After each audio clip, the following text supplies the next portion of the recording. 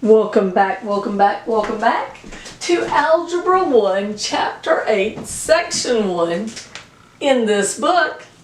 Today we're going to be talking, and in this chapter we're going to talk about exponents, which are just one of my favorite parts of math. The reason why is because you use your calculator on a lot of it, and then we're going to get to this point where you get to mark stuff out. And I know it's just psychological, but when I mark out math, it's just deeply satisfying because I'm marking out math. I don't know why, it just is. It's like popping bubble wrap. It's just something that's fun. Alright, so let's review exponents. We've talked about them before, and you probably learned about them in pre-algebra, but let's just review what it means. So if I had x times x times x, that's the same thing as x to the third power, and because it's so common, x to the third power has a special nickname called x cubed. If I had 2 to the third power, it means 2 times 2 times 2. It is not 6. Watch this. 2 times 2 is 4. 4 times 2 is 8. Okay? How you put this in your calculator is you do 2, and then you have a button that says that's an up arrow that is right above divided by. It's right there. And so like if you were putting this in your calculator, you'd do 2, up arrow, then 3. Okay? And then you hit enter and it should say 8. So everybody should try that right now. Pause the video and do that and then come back. Welcome back. Okay, now we also have another way to put it in our calculator, some exponents, and it's this button. It's x squared, and it is right over here on your calculator. If it is squared, I want you to use this button and not the up arrow.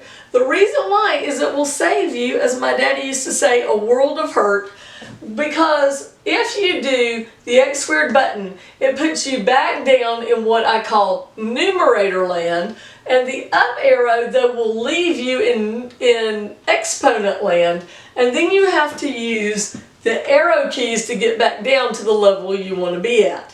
So if it's squared, get in the habit of using the squared button. Otherwise, use the up arrow and then you put in 3 and then you have to say go back down again. The more you practice these on your calculator, you'll see what I'm talking about. Alright, so now what about this? A squared plus a times a cubed. What does that mean? Well, a squared means a times a, and a cubed means a times a times a. So how many a's do we have being multiplied? 5. So this is a to the 5th power. These 2 plus those 3, all together we have 5 a's being multiplied. Does that make sense? Okay, so what about if it's 3 squared times 3 to the 7th power? How many 3's do we have?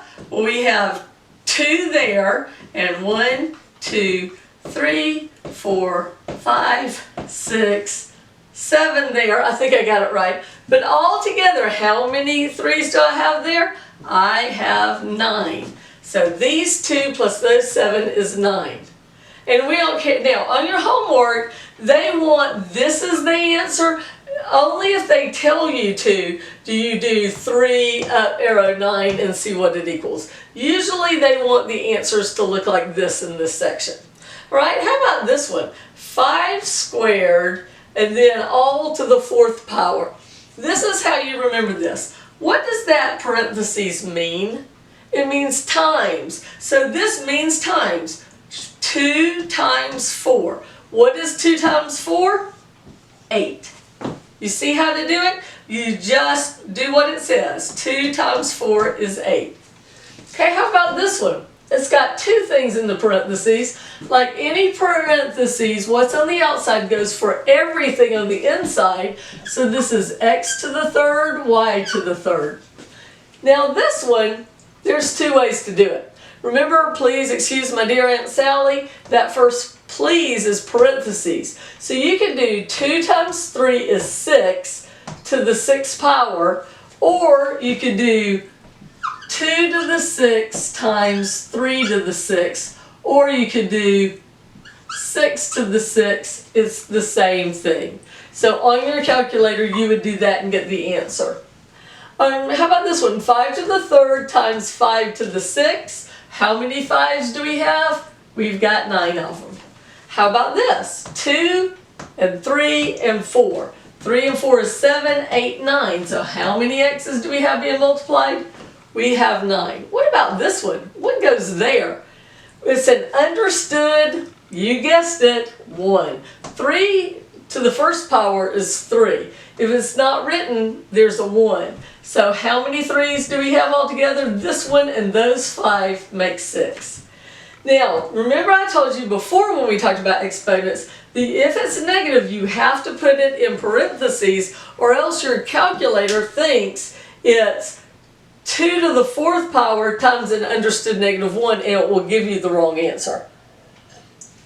So remember that. So here we have, this is to the first power, isn't it? So how many negative 2's do we have? What power? Fifth power. 4 plus 1 is 5. Okay, how about this one? 5 times 2 is 10.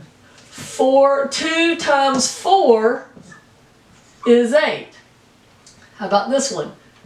Negative 3 to the 3 times 2 is 6. Once again, you have to have parentheses or it will give you the wrong answer. Same thing here. A square bracket still means times. 2 times 5 is equal to a plus 1 in parentheses to the 10th. 2 times 5 is 10. This is another one. You could do 6 squared times 5 squared, or you could do 30 squared. Either way, it equals 900. On your calculator, you should try that one. Okay, how about this one? This 3 goes for the 4, the y, and the z. So I've got 4 to the third power, y to the third power, z to the third power. And if sometimes they want you to do that one out, 4 to the third power is 64. Y cubed, z cubed. Look in the back of the book at the answers, you'll know how they want it. Sometimes they're not real clear. Okay, so this 2 goes for the 2 and the w. 2 squared is in parentheses. Negative 2, 2 negatives make a positive, so that's 4w squared. Now, if the negative is on the outside of the parentheses, this is 2 squared, it's negative, that negative is still there. 2 squared is 4, w squared is w squared. Alright, what about that one? Well, we need to distribute that third power. So 4 to the third power we already said was 64. 2 times 3 is 6. And then there's an understood 1 times 3 is 3. And now we still have this x to the fifth that there really wasn't anything to do with.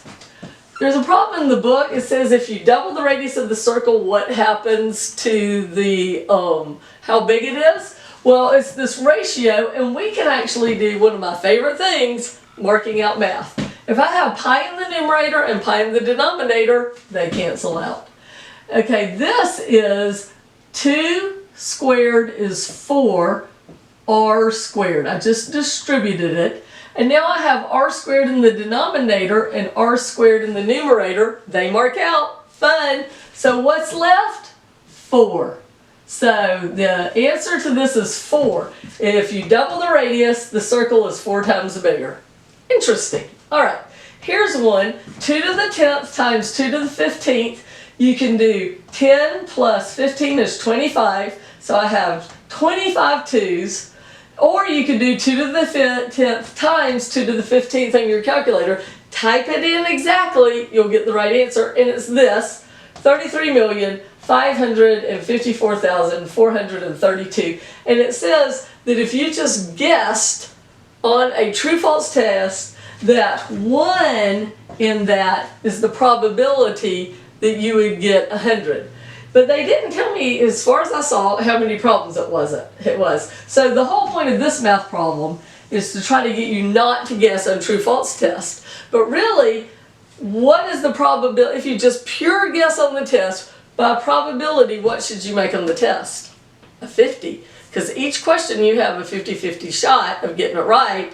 So just by statistics, you'll make a 50, which is F.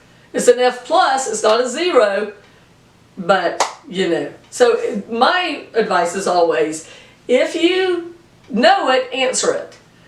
If you kind of know it, make your best guess. But no matter what, always guess, because a blank is wrong, but a guess has a shot at being right. Never leave it blank, always guess. And always go with your gut too. If you don't know it, go with your gut, because sometimes your subconscious knows a little bit more than your conscious does. All right, math is great. See you next time.